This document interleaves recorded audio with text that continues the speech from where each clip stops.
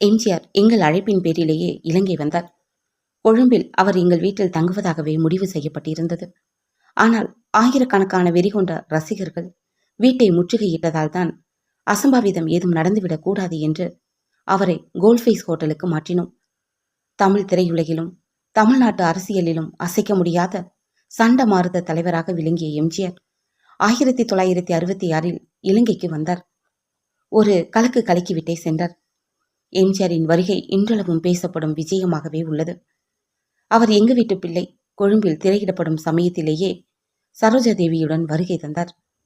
அவர் தமது குடும்ப அழைப்பின் பேரிலேயே வந்ததாகவும் தமது வீட்டிலேயே தங்கியிருந்ததாகவும் அக்காலத்தை சுவையுடன் நினைவு கூறுகிறார் பட்டக்கண்ணு நகை மாளிகை அதிபர் எஸ்.ஏ. தியாகராஜர். தமது 70வது வயதில் 20 வயது இளைஞர் போல பம்பரமாக சுழன்று பணியாற்றும் அவர் எம்ஜிஆர் என்ற அந்த மந்திர சொல்லை கேட்டதும் மெய் சிலிர்த்து புன்னகைத்தவர் பேசத் தொடங்கினார். அது ஒரு காலை வேளை. சென்னையிலிருந்து ரத்னா மலானை வந்த விமானத்தில் எம்ஜிஆரும் சரோஜா தேவியும் வந்து இறங்கினார்கள். அவர்களை நம் நாட்டுக்கு அழைத்து வந்த பெருமை எங்களையே சாரும். ரத்னமலானை விமான நிலையத்திலேயே பெரும் திரளான கூட்டம் அலைமோதியது. எம்ஜிஆரை பாதுகாப்போடு அழைத்து கொண்டு கொழும்பு புதிய செட்டி தெருவில் அமைந்திருக்கும் எமது இல்லத்திற்கு வந்தபோது நேரம் பிற்பகலை நெருங்கிக் கொண்டு இருந்தது. எம்ஜிஆர் இலங்கையில் தங்கியிருக்கும் காலம் முழுவதும் எங்கள் வீட்டில் தங்கியிருப்பதாகவே முடிவு செய்யப்பட்டிருந்தது. அன்று பகல் உணவுக்கு எம்ஜிஆருக்கு எங்கள் வீட்டில் ஸ்பெஷலாக சமைக்கப்பட்டிருந்த அருக்குலா மீன் குழம்பு பரிமாறப்பட்டது. எம்ஜிஆருக்கு அருக்குலா மீன் சுவை நன்றாகவே பிடித்து போய்விட்டது. நாக்கை சப்பு கொட்டி அந்த மீன் கறி அற்புதமாக இருந்தது என்று கூறியது இன்றைக்கும் ஞாபகத்தில் இருக்கிறது. எம்ஜிஆருக்கு காடை, கவுதாரி, பறவை உணவுகள் மிகவும் பிடிக்கும். ஆனால் எங்கள் வீட்டு அருக்குலா மீனை சுவைத்து சாப்பிட்டார். எம்ஜிஆர் எங்கள் வீட்டுக்கு வந்த செய்தி கொழும்பில் பரவத் தொடங்கியது. அப்போது புறக்கோட்டை, கொட்டாஞ்சேனை பகுதிகளில் ஏராளமான தமிழர்கள் வசித்து வந்தனர். நேரம் செல்ல செல்ல எம்ஜிஆர் பட்டக்கண்ணு ஆசாரி வீட்டில் தங்கியிருக்கிறார் என்ற செய்தி காட்டு தீ போல பரவத் தொடங்கவே எங்கள் வீட்டின் முன்னால கூட்டம் கூடத் தொடங்கிவிட்டது. ஆரம்பத்தில் நான் ஜன்னல் வழியாக எட்டி பார்த்தபோது ஒரு சில தலைகளையே கண்டேன்.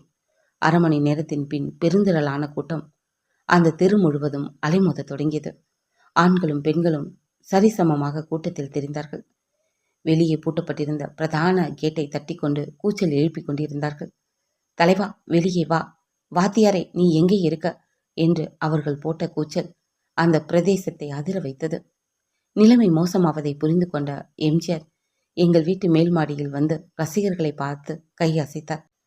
நேரில் தெய்வத்தை கண்டது போல பேரிரைச்சல் எழுந்தது.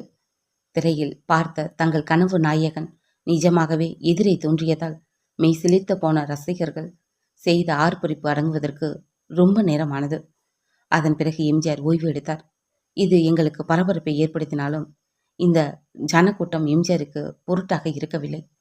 இரவானதும் ரசிகர்கள் போய்விடுவார்கள் என்றுதான் நினைத்தோம். ஆனால் மக்கள் கூட்டம் படிப்படியாக அதிகரித்து கொண்டே இருந்தது. தலைவா தலைவா என்று வெளியே அவர்கள் போட்ட சத்தம் விடிய விடிய கேட்டுக்கொண்டிருந்தது. காவலுக்கு போலீசார் நிறுத்தப்பட்டனர். அந்த சத்தத்தில் எம்ஜிஆர் எப்படி தூங்கினாரோ தெரியவில்லை. அதிகாலையில் எங்கள் வீட்டின் முன் கேட்டை உடைத்துக்கொண்டு ரசிகர்கள் வீட்டிற்குள் வர முயற்சி செய்து கொண்டிருந்தார்கள். காவலுக்கு நின்றிருந்த போலீசாரும் களைத்து போனார்கள். எங்கள் வீட்டின் மதில் சுவரை கூட்டம் சேதப்படுத்த ஆரம்பித்தது. ஜன்னல் கண்ணாடிகளும் நொறுங்கின. எப்போது வேண்டுமானாலும் கேட்டையும் மதிலையும் உடைத்துக்கொண்டு வீட்டினுள் வரலாம் என்ற நிலையில் தொடர்ந்தும் வைத்திருப்பது ஆபத்தானது என்பதை உணர்ந்தோம். இதையடுத்து எம்ஜிஆரை கோல்ஃபேஸ் ஹோட்டலில் தங்க வைப்பதே சரியானது என்று முடிவு செய்து ஹோட்டலுடன் தொடர்பு கொண்டார் என் அண்ணன் சர்க்குருநாதன். ஆனால் மக்கள் கூட்டம் வீட்டை சுற்றி சூழ்ந்திருக்க எம்ஜிஆரை எப்படி வெளியே அனுப்புவது என்ற குழப்பம் வேறு. அதை சமாளிக்க எம்ஜிஆர் செல்வது போல ஒரு காரை சூழ்ந்து கொண்டு கூச்சல் போட போலீசார் துணையுடன் அந்த கூட்டத்தை விலக்கி கொண்டு ஆமை வேகத்தில் நகர்ந்து சென்றது. எம்ஜிஆர் சென்று விட்டார் என்று நினைத்து கூட்டம் கொஞ்சம் கொஞ்சமாக கலைந்து சென்றுவிட எம்ஜிஆரும் சரோஜா தேவியும் பிறகு எந்தவித பிரச்சனையும் இன்றி கோல்ஃபேஸ் ஹோட்டலுக்கு சென்றார்கள். எம்ஜிஆர் கோல்ஃபேஸ் ஹோட்டலில் தங்கியிருக்கிறார் என்ற செய்தி பரவியதும் அங்கேயும் பெருங்கூட்டம் இரவும் பகலும் தவம் கிடந்தது. அந்த ஹோட்டலில் பணியாற்றிய லிஃப்ட் ஓவரேட்டர் ஒருவர் தன்னுடைய 35 வருட அனுபவத்தில் இப்படி ஒரு கூட்டத்தை பார்த்ததே இல்லை என்று என்னிடம் கூறினார். விமானத்தில் வரும்போது எம்ஜிஆர் மக்கள் நலம் பற்றியே எங்களுடன் பேசிக்கொண்டே வந்தார். குறிப்பாக மக்களுக்கு பால் சப்ளை எப்படி நடைபெறுகிறது என்று வினவினார். சென்னையில் வைத்து என்னிடம் அவர் ஒரு சிறு பெட்டியை கொடுத்து வைத்திருக்கும்படி சொன்னார். எங்கள் வீட்டுக்கு வந்ததும் பெட்டியை அவரிடம் கொடுத்தேன். பிறகு அந்த பெட்டியை எம்ஜிஆர் திறந்தார். என்ன ஆச்சரியம்!